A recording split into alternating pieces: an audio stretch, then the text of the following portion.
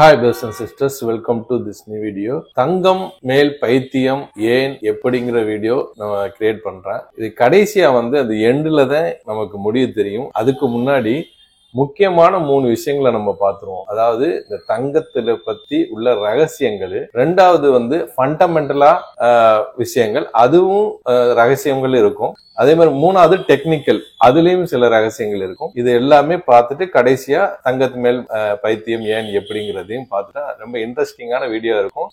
Skip பண்ணாம கடைசி வரைக்கும் பாருங்க. ஒரு 18 வயசான ஒரு பையனுக்கு இல்ல ஒரு பெண்ணுக்கோ இப்போ பார்க்கும்போது எதுக்குண்டா அடல்ட் ஆனதுக்காண்டி சொல்றேன், அதுக்கு முன்னாடி உள்ள வீடியோல போடக்கூடாது. அதுக்காக தங்கம் பாத்தீங்கன்னா 12,000 ரூபாய் இப்ப ஆயிருக்கு. பாக்குறவங்களுக்கு என்ன தெரியும், என்னடா அது ஒரு வருஷத்துலயே கிட்டத்தட்ட ஒரு 20-30% 50% வரைக்கும் கூட ஏறிடுச்சு, அப்ப இப்படித்தான் ஏறுமோ அப்படின்னு ஒரு புதுசா பாக்குறவங்களுக்கு அது புரியும். அந்த அவங்கள இருந்து நான் ஆரம்பிக்கிறேன். இந்த சேமிப்புங்கிறத நம்ம வாழ்க்கையில மைண்ட் செட் வச்சுக்கணும். விஷயத்துக்கு அப்புறம் வரேன், முன்னாடி இன்ட்ரோடக்ஷன்ல இதெல்லாம் சொல்லிக்கிறேன். அதே மாதிரி இன்வெஸ்ட்மெண்ட்டையும் ஆரம்ப காலகட்டத்திலேயே ஸ்டார்ட் பண்ணிடுங்க. நம்பர் 1. அதாவது சேமிப்புனா என்ன, ஒரு பெட்டியில ஒரு பாக்ஸ்ல ஒரு இதுல போட்டு வச்சுட்டு இருப்பீங்க, அது வளரவே வளராது. நம்ம போட்டு வச்சு காசு அப்படியே தான் இருக்கும். அதே நேரத்துல நம்ம இன்வெஸ்ட்மெண்ட் அந்த நம்ம போட்டோம்னா அது வளரும். அதுலயும் ரிஸ்க் இருக்கு, அதெல்லாம் நம்ம பாத்துக்கணும். வீடியோக்கு போறதுக்கு முன்னாடி I am not a SEBI registered person, all educational person. Investment வளரலாம், பிரச்சனையும் வரலாம், அதெல்லாம் பார்த்து அட்வைசர்கிட்ட கேட்டுதான் நம்ம பண்ணணும். சரியா? சரி, அப்ப இன்வெஸ்ட்மெண்ட் போகும்போது நம்பர் 1 கோல்டு, ரெண்டாவது ஷேர் மார்க்கெட்டு, அது ஸ்டாக்ஸ், மற்ற விஷயங்கள்லாம், மூணாவது ரியல் எஸ்டேட். அது பிரிச்சு பண்ணணும், அது ஆராய்ச்சி பண்ணுங்க, அப்ப தெரிய வரும்.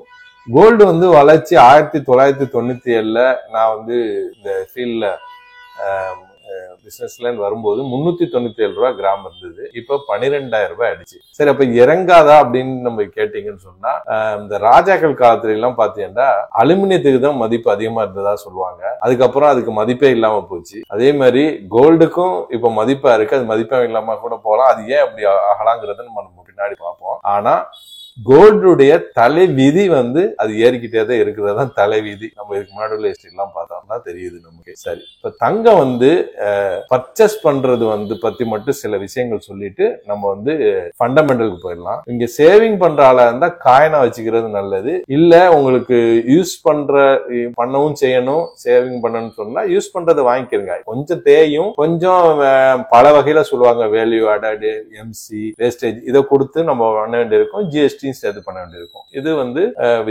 ஒரு பொதுவான விஷயம். எனது அனுபவத்துல தங்கம் இறங்கினதா நான் பார்த்தது இல்லை. சில காலகட்டத்துல கொஞ்சம் இறங்குச்சு, மற்றபடி மேல் அப்சைடு தான் போயிட்டே இருக்கு. அதையும் நம்ம சார்ட்ல பார்ப்போம். அதுக்கப்புறம் ஃபண்டமெண்டலா இப்ப பார்த்துட்டு டெக்னிக்கலா பார்ப்போம். இன்ட்ரெஸ்டிங்கா தான் இருக்கும். நான் முடிஞ்ச அளவுக்கு போர் அடிக்காம சொல்ல பாக்குறேன். அதாவது தங்க ஃபண்டமெண்டல்ல 2,50,000 டன் மெட்ரிக் டன் இது வரைக்கும் கோல்டை எடுத்திருக்காங்க பூமியில இருந்து. இது ஒரு டேட்டா சொல்லுது, நீங்க டேட்டா அடிச்சு பார்த்தாலும் தெரியும். இதுல பேங்க் அந்த அவங்க எல்லாம் ரிசர்வ் பண்ணது 17%, 38,000 டன். ஜுவல்லரி, அதாவது நம்ம யூஸ் பண்ணிட்டு இருக்கோம், அதுல 45%, கிட்டத்தட்ட 1,00,000 டன். அதுல 24,000 டன் இந்தியாலேயே, அதாவது 4/1 இந்தியன் மக்கள்கிட்டயே அது ஜுவல்லரியா இருக்கிறதா ஒரு டேட்டா சொல்லுது. அதே மாதிரி காயின் சேவிங்க 22%, 50,000 டன் இருக்குது. அதே மாதிரி இண்டஸ்ட்ரியல் அண்ட் மெடிசின் இதுக்கு ஒரு 15%, அது 32,000 டன். அதாவது எக்ஸாம்பிள் பாத்தீங்கன்னா சில கம்ப்யூட்டர்ஸ், சிப்ஸ், அப்புறம் இதுல எல்லாம் பாத்தீங்கன்னா கோல்டு யூஸ் பண்ணுவாங்க. அதே மாதிரி இந்த டென்டல் இதுல, அப்புறம் மெடிக்கல்ல யூஸ் பண்றது, அது ஒரு 32,000 டன். சரி, இது இல்லாம உலகத்துல இன்னும் ஒரு 64,000 டன் தான். இது மொத்தமா சேர்த்தா 2,50,000 டன் ஒரு தோராயமா சொல்றேன். இதுல பாக்கி இன்னும் ஒரு 64,000 டன் தான் இருக்குது. ரைட்டா? அந்த 64,000 டன்னு நம்ம எடுத்துட்டோம் சொன்னா மொத்தமா முடிஞ்சு போயிடும். இதுல என்னன்னு சொன்னா வருஷத்துக்கு 3,300 டன்னு தான் எடுத்துட்டு இருக்காங்க. இப்போ அதோட ப்ரொடக்ஷன் எடுக்கிறது 1,200 டன் ரீசைக்கிள்குள்ளது வருது. அதாவது இந்த பொருளை கொடுத்துட்டு மாத்திரம்ல, அது 1,200 டன்னா கணக்குறாங்க. அப்போ இந்த 3,300 டன் கணக்கு எடுத்து பார்த்தோம்னா 20 வருஷத்திலேயே அந்த 64,000 ரீச் பண்ணிடும். அப்ப இப்ப இன்னைக்கு 2025 சொன்னா 2075 அப்ராக்சிமேட்டா சொல்றேன். கூட குறையலாம், பிரச்சனை, பொலிட்டிக்கல் பிரச்சனை, மாற்றங்கள் ஏற்படலாம். ஒரு 20 வருஷத்திலேயே எடுக்கிறது நின்றுபட்டு போயிடும். அதுக்கப்புறம் மோனோபோலி ஐட்டமா போறதுக்கான சான்சஸ் இருக்கு. அப்படிதான் ஆகணுமாங்கிறது இல்ல, அதையும் நம்ம பார்ப்போம். அப்போ கிட்டத்தட்ட கடல் நீர்ல பாத்தீங்கன்னா 20 மில்லியன் மெட்ரிக் டன்னுக்கு மேல இருக்குது. ஆனா அதை யூஸ் பண்ண முடியாது. சொல்லப்போனா ஒரு டம்ளர் தண்ணியில பாத்தீங்கன்னா ஒரு லைட்டா ஒரு பெரிய டேங்க்ல 1 மில்லிகிராம் தான் இருக்கும். அதை நம்ம இது பண்ணா அது கமர்ஷியலா அது சரி வராது. அது இருக்குதுன்னு அவங்க கணக்கிட்டு இருக்காங்க. அப்புறம் கொஞ்ச காலத்திலேயே பணம் படைச்சவங்கள்ட்ட மட்டும்தான் இந்த தங்கம் இருக்கும் போல தோணுது. மற்றவங்க எல்லாம் வேற இன்வெஸ்ட்மெண்ட் வேற சேர்த்து வைக்கிறதுக்கு மாறிடலாம். அது வெள்ளி தங்கத்துடைய இடத்துக்கு வந்துடலாம். இல்ல தங்கம் வெள்ளி எல்லாமே கீழே வந்துடலாம். அதையும் நம்ம பார்ப்போம், என்ன நடக்குதுன்னு பார்ப்போம். சரியா? இப்போதைக்கு அதே மாதிரி உலக ஃபுல்லாவே 3 லட்சம் மெட்ரிக் டன் எடுக்க முடியாத சூழ்நிலையில இருக்குது. உள்ளுக்குள்ள ரொம்ப டீப்பாவும் இதெல்லாம் எடுக்கவே முடியாது, அந்த சூழ்நிலையிலே இருக்குது. ரைட்டா? இப்ப டெக்னிக்கலா பார்த்துட்டு அந்த தங்கத்துக்கு மதிப்பே இல்லாமையும் போயிடலாம், ரொம்ப மதிப்பாவும் ஆளாங்கிறத நம்ம பார்ப்போம். இந்த சார்ட்டை பாருங்க. இது ஒரு 3 months சார்ட். இது பாத்தீங்கன்னா 1997 நான் 397 ரூபாய்ங்கிற கிராம் நான் பார்த்தேன். சின்ன வயசுல ரொம்ப 100 கிராம் 100 ரூபாய் அப்படிங்கிற ரேஞ்சில எல்லாம் அம்மா சொல்லுவாங்க. அதெல்லாம் நம்ம இது பண்ணிருக்கோம். ஒரு 10 வயசு அந்த சூழ்நிலையில எனக்கு இப்ப 25 வயசு இருக்கும்போது நம்ம 397 ரூபாயில ஸ்டார்ட் பண்ணது பிசினஸ். சரியா? இப்போ அதோடைய வளர்ச்சியை பார்ப்போம். 2001 டாலர்லயே பாத்துருவோம். ஏன்னா டாலர் சார்ட் தான் நமக்கு ஃபுல் சார்ட் கிடைக்கும். 2001 $300 இருந்தது. $300 இருந்தது. 6 வருஷத்துல 2007 $600 ஆச்சு. இந்த இடத்த பாருங்க, இது $600 ஆச்சு 2007. சரியா? டபுள் ஆயிடுச்சு 100%. ரைட்டா? அப்புறம் 2007 இருந்து 2013 வரை 6 வருஷத்துல $1200 ஆச்சு. அப்படியே டபுள் ஆயிடுச்சு 100%. ரைட்டா? அதுக்கப்புறமா 2013 இருந்து 2024 வரைக்கும் ரேஞ்ச் போட்டுட்டே இருந்தது. ரொம்ப ஏறவில்லை இறங்கல, இப்படி கீழே மேல போயிட்டே இருந்தது.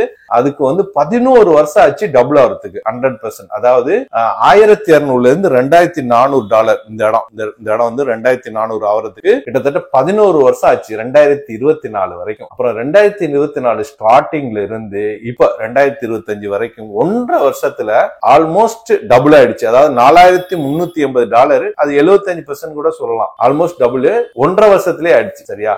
இது இப்படியே போனால் அதாவது ஒரு 10 இயர்ஸ்ல 10 டைம்ஸ் போச்சுன்னு சொன்னா 20 வருஷத்திலேயே அந்த 1 லட்சம் அப்படின்னு போறதுக்கான சான்சஸ் இருக்கு. வேலை 1 லட்சம் சொன்னா நம்ம பைத்தியக்காரன்னு நினைப்பாங்களா? இதைத்தான் நான் பைத்தியம்னு சொல்றேன். அப்படி இல்லைன்னு சொன்னா ஒரு வால்கோனா மாதிரி வெடிச்சு உள்ளுக்குள்ள எத்தனையோ மெட்ரிக் டன் எடுக்க முடியாம இருக்காங்கல்ல, வெடிச்சு வெளியே வந்துச்சு சொன்னா பேனாக்காண்டியும் வாட்சுக்காக வேண்டியும், வாட்சு நம்ம கம்ப்யூட்டர் நம்ம என்னென்ன பொருட்கள் உபயோகிக்கிறோமோ அது எல்லாமே தங்கத்துல செய்ய ஆரம்பிச்சிருவாங்க. தங்கத்துக்கு மதிப்பு இல்லாம எப்படி முதல்ல $400 இருந்தது அந்த மாதிரி கிராம் $400 போயிடலாம். அதாவது இப்ப 2,50,000 3 லட்சம் டன் தான் நம்ம இருக்குன்னா அது 30 லட்சம் டன் 300 லட்சம் டன் அப்படிங்கிறது வெளியே விழுந்துச்சுன்னா என்ன பண்ணும்? ஆனா இஸ்லாத்துல கூட சொல்லுது அழிவு காலத்துல எல்லாமே பூமி கக்கிடும் அப்படி சொல்லுவாங்க. ஆனா அதுக்கு முன்னாடியே வாழ்க்கை மூலியமா வந்துச்சுன்னா அந்த மாதிரி சூழ்நிலை ஏற்படலாம். இதெல்லாம் நம்ம ஒரு கணிக்கிறது தான். சரியா? அதே நேரத்துல அதே மாதிரி 20 வருஷம் கழிச்சு 1 லட்சம் வந்துட்டு இது அந்த ப்ரொடக்ஷன் எல்லாம் நின்றுச்சுன்னு சொன்னா பணக்காரங்க கையில மட்டும்தான் ரிசர்வ் பேங்க்ஸ் இதுல தான் இருக்கும். இது ஒரு மோனோபொலி ஐட்டமாகவும் ஆகிடலாம். 2ல 1 ஆகலாம். சரி, இப்ப நம்ம பைத்தியம் சொல்றதுக்கு என்ன அர்த்தம்ங்கிறது முதல்ல டெபினிஷன் சொல்லிடலாம். சில பேர் ஏதாவது தப்பா நினைப்பாங்க. பைத்தியம்னா மேடுன்னு சொல்லுவோம், இங்கிலீஷ்ல கிரேசின்னு சொல்லுவோம். அதாவது ஒரு பொருள் மேல கிரேஷியா இருக்கிறது, ஒரு மேல ரொம்ப மேடா பைத்தியமா இருக்கிறத நம்ம அதை யூஸ் பண்ணுவோம். அதாவது தங்கத்து மேல உண்மையிலே கிரேசியா தான் இருக்காங்க மனுஷன். தங்கத்து மேல ஒரு இஸ்லாத்துல கூட இருக்கு, ஒரு ஆதமுடைய மகனுக்கு ஒரு தங்கத்துல ஓடைய கொடுத்தா கூட அடுத்து இன்னொரு ஓடை நமக்கு இருக்காதான்னு நினைப்பான். அந்த அளவுக்கு இருக்கும். அந்த மாதிரி ஒரு கிரேசி இருக்குது தங்கத்து மேல. இந்த கிரேசி இருக்கிறதுனாலயே விலை ஏற்றம் அப்படி போயிட்டே இருக்குது. ஒண்ணு வேணாங்க, 1 கிராம் தட்டையா தட்டி இதை 12,000 ரூபாய். உலகத்துல வேற எந்த பொருளுமே இப்படி இருக்க 12,000 ரூபாய்க்கு விற்கப்படுது. அப்ப பைத்தியம் தானே நம்ம இது பண்ணணும். ரைட்டா? 1997 397 அந்த டைம்ல 2025 12,000 ஆகும்னு சொன்னா என்ன சொல்லுவாங்க? இவன் பைத்தியம் அப்படின்னு சொல்லுவாங்க. நம்ம கணிச்சு சொல்லல. அதே மாதிரி 2021 நினைக்கிறேன், 2023 10,000 வரலான்னு நான் சொல்லியிருக்கேன். அப்ப கூட இவன் ஒரு பைத்தியம் 5,000 இருந்துச்சு. அப்ப அவ்வளவுலாம் வராது, இவன் பைத்தியம் அப்படின்னு சொன்னவங்க இருக்காங்க. அதே மாதிரி இப்ப 12,000 இருக்கும்போது 2026 போற ஸ்பீட பார்த்தா 20,000 ஆகும்னு சொன்னா அப்ப நீங்க என்ன நினைப்பீங்க? இவன் ஒரு பைத்தியம் அப்படின்னு சொல்லிட்டு மக்கள் பைத்தியமா இருக்காங்க அது மேல. அதை நம்ம புரிஞ்சுக்கணும். அதே மாதிரி 2025 இப்ப நம்ம 12,000 இருக்கு. இது 1 லட்சம் ஆகும் 2050 அப்படின்னு அப்படின்னு சொன்னா என்ன பைத்தியம்னு சொல்லுவாங்க. இல்ல வந்து மக்கள் பைத்தியம் வந்து அதிகமாயிட்டே போகும், அது குறைக்கணும். ரைட்டா? உலகமே தங்கத்து மேல பைத்தியமா இருக்குங்கிறத நம்ம புரிஞ்சுக்கணும். ரெண்டும் சாத்தியம் இருக்கு. அதாவது ஒண்ணு வந்து எரிமலைகள் வெடிச்சு ப்ரொடக்ஷன் அதிகமாகணும், தங்கத்தை வெளியே கொண்டு வந்து உலகம் கக்கணும். இது சாத்தியம் ரொம்ப கம்மி தான். நம்ம பேசுறதுக்கு வேணா ஓகே நல்லா இருக்கும். இன்னொன்னு வந்து தங்க விலை இப்படியே ஏறிட்டு போய் ஒரு பணம் படைச்சவர்கள்ட்ட மட்டும் இருக்கிறதாக ஒரு பொருளாகவும் மாறதுக்கான சான்சஸ் இருக்கு. சரி, எது எப்படியோ காலத்துல எல்லாருமே ஒரு அமைதியான சூழல்ல எந்த இது மேலையும் அதிக இது இருக்காம நம்ம இருக்கிறத வச்சு மன நிம்மதி அடைஞ்சாலே அதுவே பெரிய விஷயம். சரியா? அந்த வீடியோ பயனுள்ளதா இருக்கும்னு நம்புறேன். மற்றவங்களுக்கு ஷேர் பண்ணுங்க. சப்ஸ்கிரைப் பண்ணி பெல் ஐகானை கிளிக் பண்ணிக்கங்க. தேங்க்ஸ் ஃபார் வாட்சிங்.